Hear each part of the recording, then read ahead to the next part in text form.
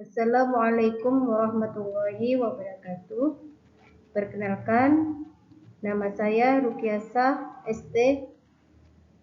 Dalam hal ini saya akan menyampaikan mata pelajaran penerapan rangkaian elektronika dengan materi catu daya mode nonlinear atau switch mode power supply.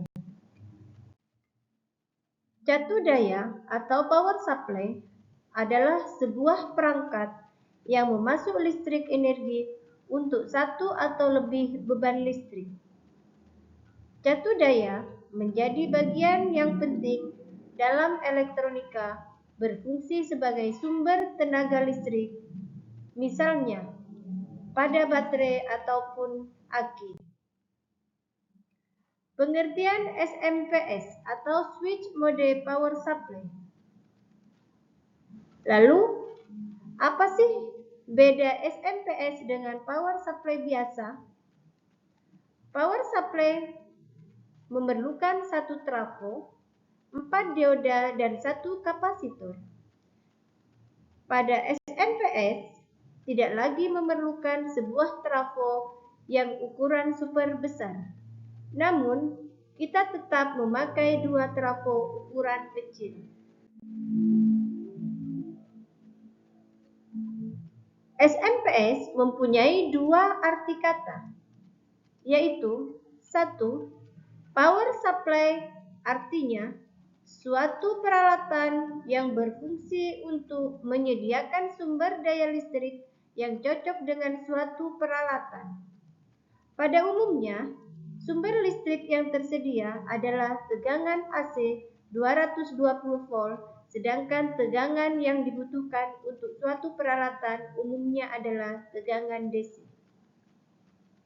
2. Regulator switching artinya suatu sirkuit elektronika yang berfungsi untuk membuat agar tegangan keluaran stabil terhadap perubahan-perubahan seperti tegangan masukan yang tidak konstan, arus beban yang tidak konstan, temperatur ruangan yang konstan. Ini merupakan jenis-jenis catu daya atau power supply. Biasanya ditemui yang pertama itu SMPS, yang kedua Programmable Power Supply, yang ketiga AC Power Supply, yang keempat High Voltage Power Supply, yang kelima UPS, yang keenam DC Power Supply. Adapun aplikasi SMPS atau switch mode power supply yang sering kita temui dalam kehidupan sehari-hari seperti biasanya pada charger HP, yang kedua pada charger laptop, yang ketiga power supply perangkat komputer, yang keempat adaptor, dan masih banyak lagi contoh dari SMPS. Ini merupakan prinsip dasar kerja SMPS. Rangkaian SMPS yang pertama, sebagai penyearah, yang mana merubah tegangan masuk AC menjadi tegangan keluaran DC. Sebagai konverter, yang merubah tegangan DC menjadi tegangan keluaran yang sesuai dengan kebutuhan. Filtering, yaitu menghilangkan denyut atau repel pada tegangan keluaran. Yang keempat, regulasi, membuat agar besarnya tegangan keluaran stabil terhadap perubahan tegangan masukan dan perubahan beban. Yang kelima, isolasi, mengisolasi dengan sekunder dari bagian primer dengan tujuan agar chassis bagian sekunder kalau dipegang tidak timbul bahaya karena sengatan listrik. Yang keenam, proteksi, mampu melindungi peralatan dari tegangan keluaran yang over dan melindungi power supply dari kerusakan jika terjadi suatu kesalahan. Ini merupakan bagan alur kerja dari SMPS, yang mana main input masuk ke input dengan komponen rectifier dan filter, kemudian masuk ke inverter dengan chopper dan output dengan transformer, dan output rectifier dan filter dengan DC ataupun output.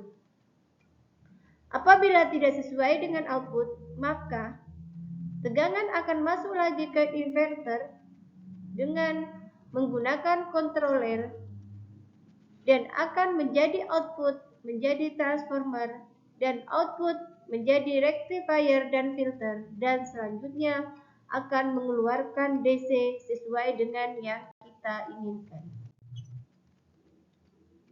Adapun keunggulan catu daya switching, yang pertama, satu, lebih ringan dan ukuran lebih kecil. Regulator linier membutuhkan trafo 50 Hz yang mempunyai inti besi yang berat. Makin besar daya, maka besar dan berat ukurannya trafonya. Sedangkan SMPS menggunakan frekuensi di atas 20 kHz. Makin tinggi frekuensi switching, maka ukuran trafo dan kapasitor filter semakin kecil. Kedua, lebih efisien pemakaian daya listrik.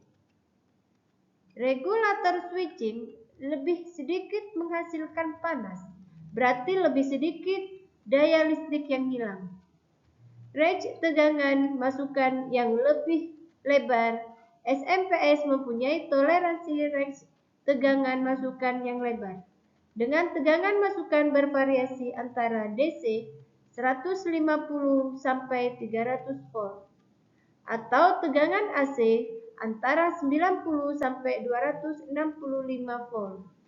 Switching regulator masih mampu memberikan tegangan keluaran yang stabil.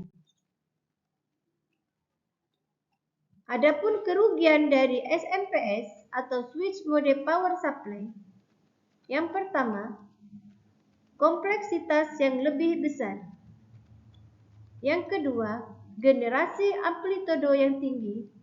Yang ketiga, energi frekuensi tinggi yang low pass filter harus diblok untuk menghindari gangguan elektromagnetik.